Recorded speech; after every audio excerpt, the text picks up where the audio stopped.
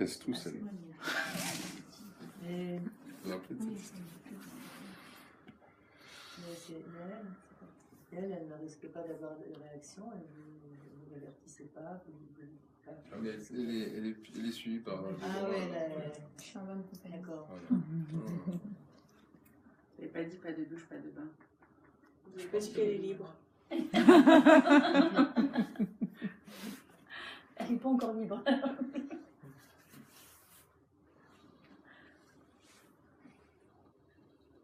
C'est très marrant de regarder une famille. Très marrant.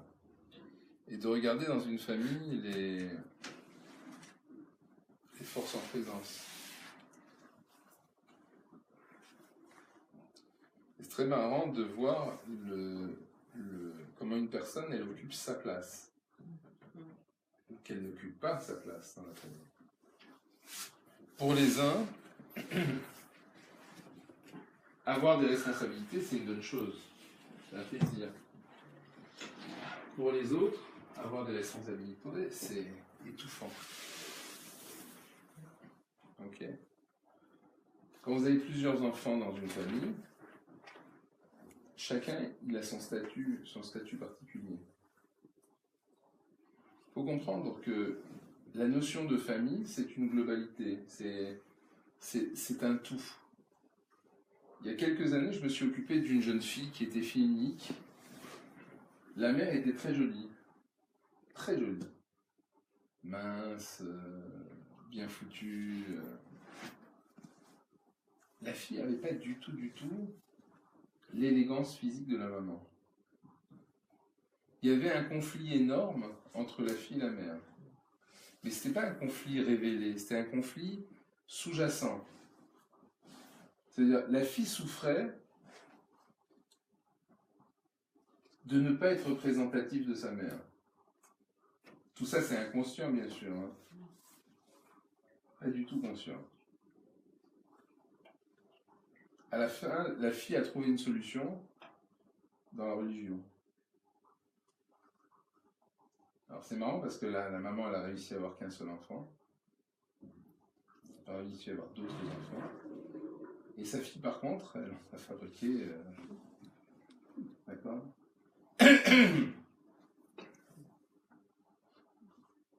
C'est très dur d'élever des gens qui ne sont pas comme nous. Et c'est très dur de donner la liberté à une personne à qui, entre guillemets, on a contribué à donner la vie, et de voir que cette personne, elle ne pense pas comme nous, elle n'a pas les mêmes idées que nous, elle n'a pas les mêmes priorités, les mêmes prérogatives que les nôtres. Bref, elle n'est pas comme nous. Ok. Maintenant, un aîné, quand il vient au monde, il occupe toute la place.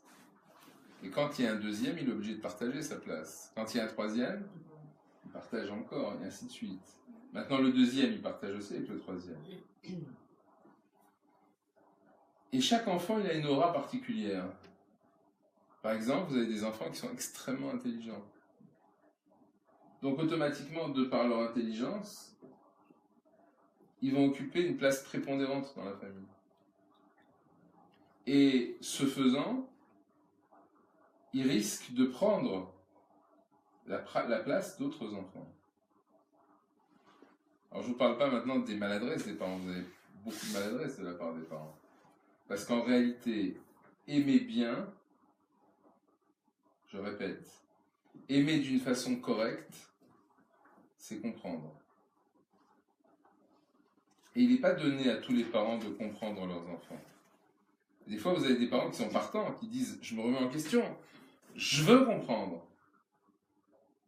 Seulement des fois, c'est du chinois pour eux. Un enfant, c'est une énigme. On ne sait pas ce qui le meut, on ne sait pas ce qui le pousse. Et l'enfant, il ne va pas forcément expliquer son comportement, d'autant plus que je vous rappelle que 80% de notre comportement, il provient de notre involontaire.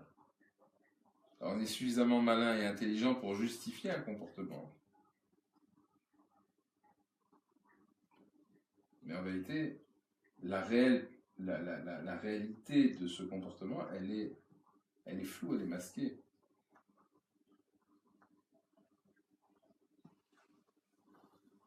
Vous comprenez?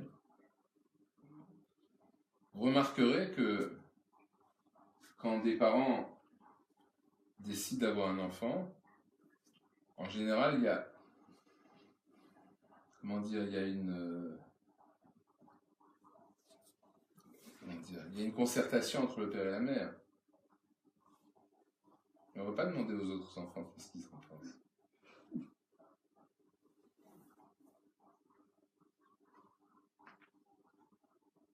Ensuite, dans une famille, il y a une relation entre chaque membre de la famille qui va faire une cohésion. Remarquez que sur le plan biblique, la fratrie, c'est une catastrophe. Sur le plan biblique, vous avez Caïn et Abel qui se sont massacrés. Isaac et Ishmaël, c'était pas des relations extraordinaires. Jacob et Esav, c'était alors carrément des jumeaux qui se sont détestés. Yosef et ses frères, ça a été terrible. On trouve quelque chose de beau, de très beau, entre Binyamin et Yosef. C'est issu de la même mère. Hein? C'est issu de la même mère. Ouais, mais Benjamin, il n'a pas connu son frère, mais tous ses enfants, il les a appelés d'après son frère. Ouais. Tous, il leur a donné une dimension qui rappelait Yosef. Mais bref, la fratrie dans la Torah, c'est quelque chose, quoi. Hein? On n'a pas à s'inquiéter des disputes. Ça y est. Le seul moment où on trouve quelque chose de cohérent, c'est au moment de la réception de la Torah. D'accord? Et on voit que tout le peuple était Keish Echad Belev Echad, comme un seul homme avec un seul cœur. Et après, il y a la fameuse histoire extraordinaire de David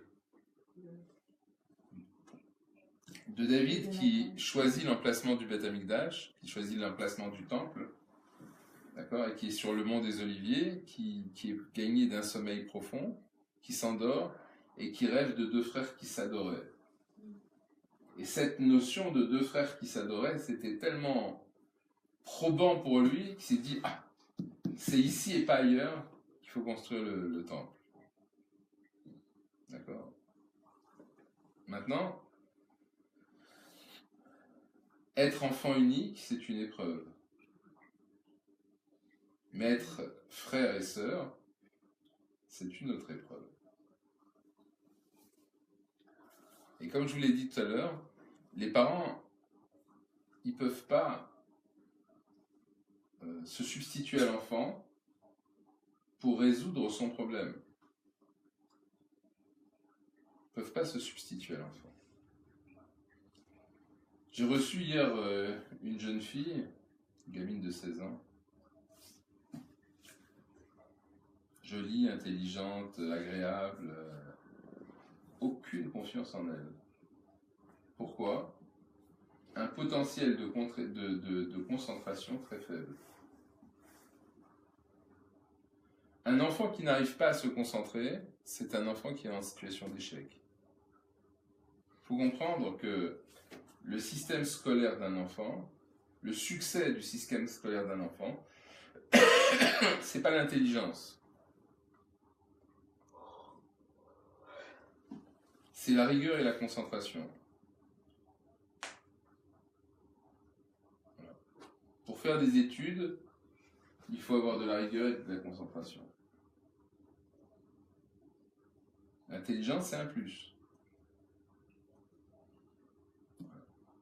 Et qu'est-ce qu'on peut faire pour la concentration? Le problème avec un enfant à la concentration, c'est le premier âge. Parce qu'un enfant, il est venu au monde avec un potentiel de concentration extraordinaire. Seulement, on a tellement perturbé son enfance, le bruit, les déplacements, tout ce qui peut choquer un enfant, que petit à petit il perd cette concentration et devient très dispersé.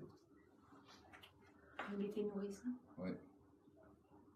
Pour ça, quand c'est Itaï, on met beaucoup l'accent sur les 3-4 premiers mois de l'enfance d'un nourrisson. Oui, de Ok. pas trop le sortir. Pas trop le sortir, pas trop le déranger, pas trop le tripoter, pas trop... ok.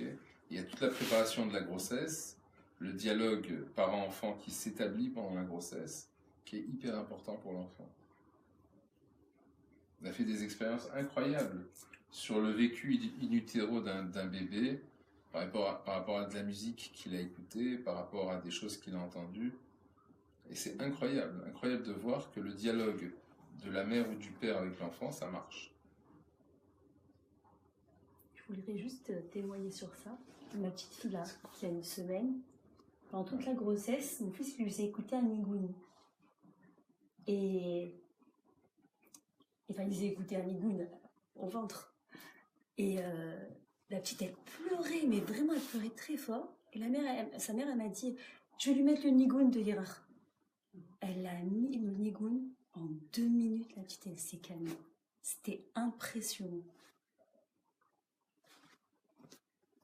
C'est-à-dire, l'éducation d'un enfant, ça commence quand l'enfant est dans le ventre de sa mère. Parce qu'un enfant, il reçoit tout. Il reçoit les émotions, et en plus, il comprend tout.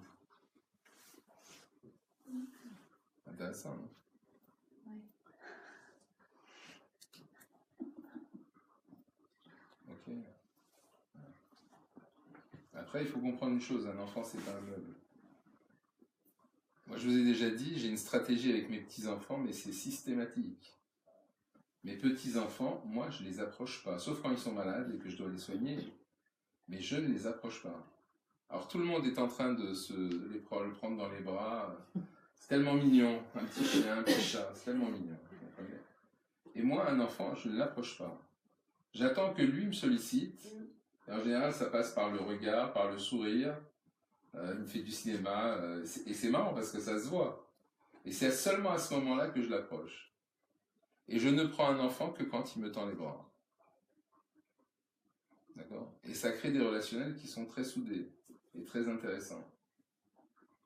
En plus, la façon de toucher un enfant, la façon de toucher un être, un individu, elle doit être agréable pour l'individu. Je vous rappelle, je vous l'ai déjà dit, mais je vous le redis, quand j'étais jeune, je montais beaucoup à cheval. Mes parents adoraient la station balnéaire de Deauville, où je m'enquiquinais profondément. D'accord. Alors j'amenais des livres, mais au bout d'un moment, il n'y avait plus de livres à lire. Alors mes parents, ils avaient tous leurs amis là-bas. Ma seule passion, c'était de monter à cheval. Et ça m'a procuré les plus grandes joies de mon enfance. Alors mon père m'avait fait admettre comme palefrenier dans le club hippique, dans le club équestre de la plage. Donc je me levais tous les matins à 5h du matin. J'allais m'occuper des chevaux, les étrier, les nettoyer, leur donner à manger, leur donner à boire. Alors, il y a une chose que je peux vous dire, hein.